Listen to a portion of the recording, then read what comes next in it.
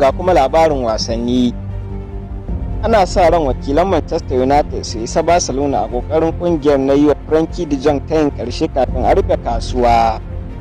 A kuma wata majiya ta Hausa Official ta ce kungiyar ta Manchester United na kokarin ɗauko golan club ɗin Frankfurt Kevin Trapp.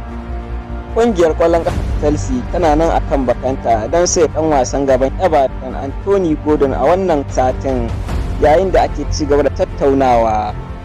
Cinikin Barcelona da kungiyar ƙwallon ƙafa ta Chelsea ya yi nisa domin sai ɗan wasan gaba Pierre-Emerick Aubameyang wanda za a sai tsakanin fam miliyan 15 zuwa 25.